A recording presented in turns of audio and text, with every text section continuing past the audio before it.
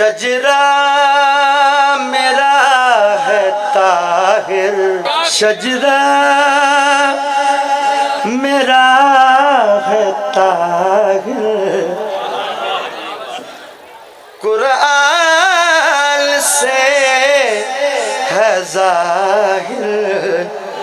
دستار مصطفیٰ ہوں، میں حسن ہوں مجتبی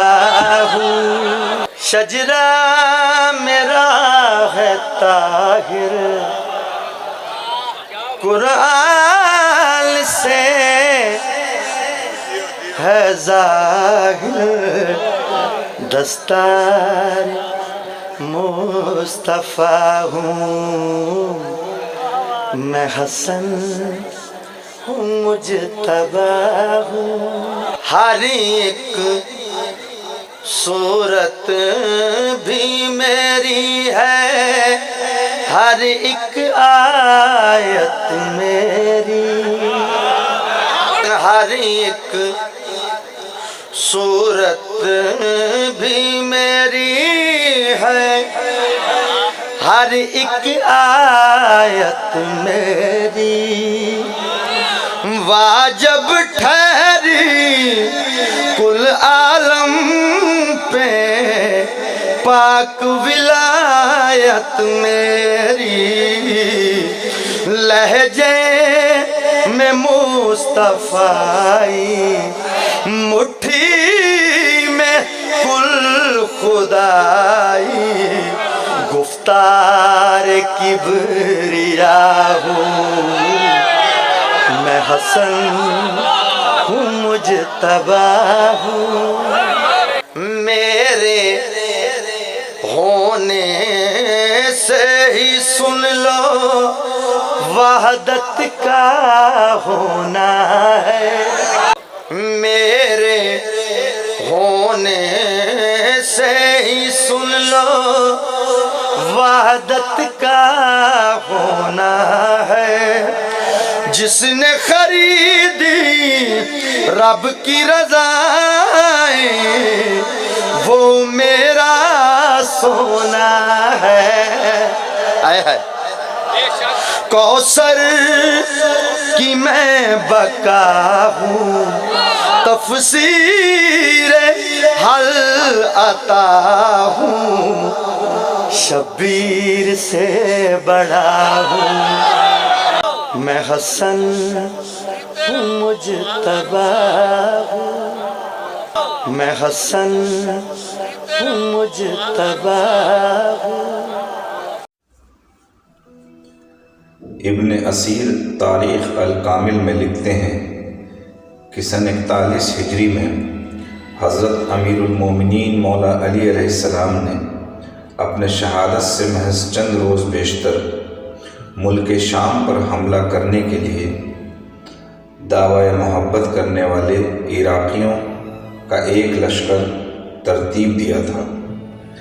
40,000 آدمیوں سے امیر شام کے خلاف جنگ اور موت پر بیعت لی تھی، لیکن ابھی یہ لشکر اپنے منزل کی طرف روانہ نہ ہوا تھا کہ حضرت علی علیہ السلام شہید کر دیے گئے۔ پھر جب لوگوں نے امیر المومنین مولا امام حسن علیہ السلام کے ساتھ ان کے ہاتھ پر بیعت کر لی اور حضرت علی علیہ السلام کی شہادت کی خبر مشہور ہو گئی تو امیر شام لشکر جرار لے کر حضرت مولا امام حسن علیہ السلام سے جنگ کرنے کے لیے کوفہ کی طرف روانہ ہوا۔ تاریخ ابن خلدون میں ہے کہ حضرت امام علی مقام حسن علیہ السلام بھی اپنے ہمراہیوں کے ساتھ لشکر لے کر مقابلے کے لیے کوفہ سے باہر آئے۔ آپ علیہ السلام کے آگے چلنے والے دستے پر 12,000 کا لشکر تھا، جس کی کمان عبداللہ بن عباس رضی اللہ تعالیٰ عنہ کے ہاتھ میں تھی، جبکہ قیس بن سعد لشکر کے ایک حصے کے کمانڈر تھے۔ جب یہ لشکر حضرت امام حسن علیہ السلام کی قیادت میں مدائن پہنچا تو قیام کے ساتھ مشہور کر دیا گیا کہ قیس بن سعد کو قتل کر دیا گیا۔ اس خبر کے پھیلتے ہی لشکر میں بے چینی کی کیفیت طاری ہو گئی۔ لوگ ایک دوسرے سے الجھ پڑے۔ کچھ ناقبت اندیش حضرت امام حسن علیہ السلام کے خیمے پر حملہ ور ہو گئے۔ جو کچھ پایا لوٹ لیا۔ اندر داخل ہوئے تو نہ صرف یہ کہ آپ کے نیچے سے جانماز کھینچ لیا، بلکہ جو چادر آپ اوڑھتے تھے وہ بھی چھین لیا۔ ایک بدبخت نے تو آپ کے ران مبارک پر نیزہ مار دیا۔ یہ صورتحال دیکھ کر قبیلہ ربیع و ہمدان آپ کے حمایت میں کھڑے ہوئے اور اوباش کے مجمع کو منتشر کر دیا۔ آپ علیہ السلام کو زخمی حالت میں ایک تخت پر اٹھا کر مدائن لایا گیا اور قصر عبیس میں ٹھہرایا گیا۔ تاریخ ابن خلدون میں ہے کہ اس بہنگم شور و غل کے ختم ہونے کے بعد آپ علیہ السلام نے اہل کوفہ کی بے وفائی اور غداری دیکھ کر امیر شام کی طرف خط تحریر کیا، جس میں آپ کے خلافت سے دستبرداری ان شرائطوں کے ساتھ لکھی گئی تھی کہ کوفہ کے بیت المال میں جو کچھ ہے مجھے دیا جائے اور میرے والد بزرگوار کو میرے سامنے گالی نہ دی جائے اور نہ ہی ان کو میرے سامنے سخت الفاظ اور کلمات سے یاد کیا جائے۔ تاریخ الخلفاء میں علامہ جلال الدین سیوطی فرماتے ہیں کہ امام حسن علیہ السلام اور معاویہ کے درمیان ان شرطوں پر معاہدہ ہوا تھا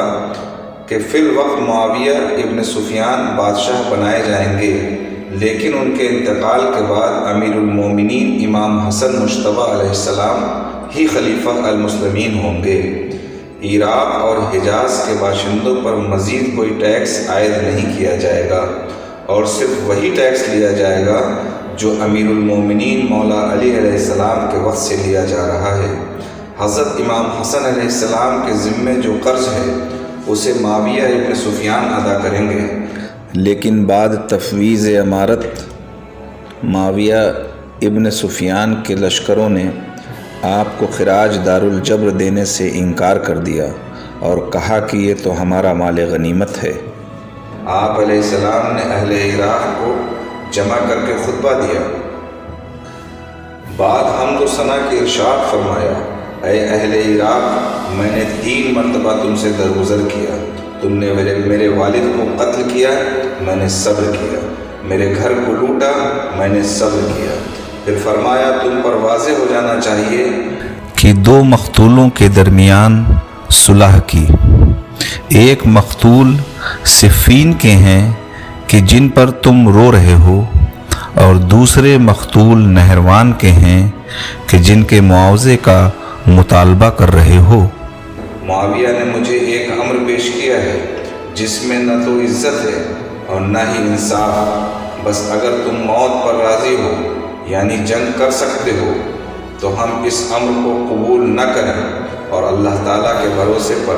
تلواروں سے اس کا فیصلہ کریں، اور اگر تم ایسا نہیں چاہتے ہو تو ہم معاویہ کے اس امر کو قبول کر لیں اور تمہیں راضی کر دیں۔ لوگوں نے ہر طرف سے چلا کر کہا، صلح قائم رکھیے، صلح قائم رکھیے۔ چنانچہ حضرت مولا امام حسن مجتبیٰ علیہ السلام اپنے خلافت کے 6 مہینے ماہ ربیع الاول سن 41 ہجری میں خلافت سے دستبردار ہوئے اور 2 مسلمان گروہوں کو خوریزی سے بچا لیا۔ بس آپ صلی اللہ علیہ وسلم کا وہ معاوضہ پورا ہوا کہ جس میں آپ نے مولا امام حسن مجتبیٰ علیہ السلام کے متعلق فرمایا تھا کہ میرا یہ بیٹا سید ہے اور 2 مسلمان گروہوں میں صلح کروائے گا اور انہیں خونریزی سے بچا لے گا۔ اس واقعے کے بعد آپ کا دل کوفہ سے اچاٹ ہو گیا اور آپ مدینہ منورہ میں آ کر رہنے لگے۔ تاریخ الخلفاء طبری اور تاریخ ابن خلدون میں نقل ہے کہ ابن سعد نے عمران بن عبداللہ کے حوالے سے تحریر فرمایا ہے کہ حضرت امام حسن علیہ السلام نے ایک مرتبہ خواب میں دیکھا کہ ان دونوں آنکھوں کے درمیان قل هو اللہ احد لکھا ہے۔ جب سعید ابن مسعد رضی اللہ تعالیٰ عنہ نے یہ خواب سنا تو فرمایا کہ حضور اگر یہ خواب پورا ہوا تو آپ کے وصال کا وقت قریب ہے۔ اس واقعے کے کچھ ہی دنوں بعد آپ علیہ السلام کو اتنا سخت زہر دیا گیا کہ آپ شہید ہو گئے۔ مشہور ہے کہ جب حضرت امام حسن علیہ السلام کو زہر دیا گیا، آپ کی طبیعت شریف سخت بے چین ہو گئی۔ آپ نے حضرت امام حسین علیہ السلام کو طلب کیا۔ جب امام حسین علیہ السلام حاضر خدمت ہوئے تو آپ نے فرمایا کہ بھائی، مجھے کئی بار زہر دیا گیا ہے، لیکن ہر بار بحکم خدا میں بچ گیا، لیکن اس بار اتنا سخت زہر دیا گیا ہے کہ اس میں میرا کلیجہ ٹکڑے ٹکڑے کر دیا ہے۔ اسی دوران سخت کرب و تکلیف کے ساتھ آپ کو خون کی الٹی ہوئی، جس میں جگر کے کئی ٹکڑے تھے۔ جب چند مرتبہ اسی طرح آپ کو خون کی الٹیاں ہوئیں تو آپ کے جسم مبارک کا رنگ بدل گیا۔ امام حسین علیہ السلام نے سخت بیتابی کے عالم میں روتے ہوئے پوچھا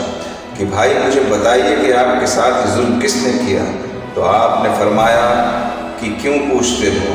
امام حسین علیہ السلام نے فرمایا کہ قتل کرنے کے واسطے۔ تو آپ حضرت امام عالی مقام شہنشاہ صبر و رضا حسن سبز قبا علیہ السلام نے فرمایا، نہیں اے میرے بھائی، اگر وہ وہی ہے جس کا مجھے گمان ہے تو خدا اس سے سخت بدلہ لینے والا ہے۔ اور اس طرح آپ سب کو صبر و رضا کا پیغام دیتے ہوئے 28 صفر سن 51 ہجری میں شہید ہو گئے۔ بے شک خدا بند عالم قرآن مجید فرقان حمید میں ارشاد فرماتا ہے کہ يا أيها الذين آمنوا استعينوا بالصبر والصلاة إن الله مع الصابرين۔ بس اس بندے ناچیز فقیر قطب الدین عاقب کے نزدیک یہاں صبر سے مراد بھی صبر حسن مجتبیٰ علیہ السلام اور نماز سے مراد نماز حسین شہید کربلا علیہ السلام ہے۔ حافظ ابن کثیر نے اپنی سند کے ساتھ عمران بن عبداللہ سے روایت کی ہے کہ میں نے بعض کو کہتے ہوئے سنا ہے کہ معاویہ نے اپنے خادم سے احسان کر کے کہا کہ وہ حضرت امام حسن بن علی کو زہر پلائے، اور دوسری روایت میں ہے کہ جادہ بنت اشس کو معاویہ ابن ابو سفیان نے اس پر اکسایا کہ وہ حسن بن علی علیہ السلام کو زہر پلا دے، چنانچہ اس نے امام حسن کو زہر پلا دیا جس سے وہ شہید ہو گئے۔ حضرت امام حسن مجتبیٰ علیہ السلام نے اپنے شہادت سے قبل امام حسین علیہ السلام کو یہ وصیت کیا تھا کہ اے بھائی، میرے وصال کے بعد حضرت عائشہ صدیقہ سلام اللہ علیہا سے اجازت طلب کر کے مجھے نانا جان سید عالم صلی اللہ علیہ وسلم کے پہلو میں مسجد نبوی میں دفن کر دینا، اور اگر کسی کو بھی اسے اعتراض ہو تو بغیر کسی لڑائی جھگڑے کے مجھے والدہ ماجدہ سیدہ فاطمہ زہرا سلام اللہ علیہا کے پہلو میں جنت البقیع میں دفن کر دینا۔ لہٰذا آپ کی شہادت کے بعد آپ کے وصیت کے مطابق جناب عائشہ سے اس کی اجازت طلب کی گئی۔ جناب عائشہ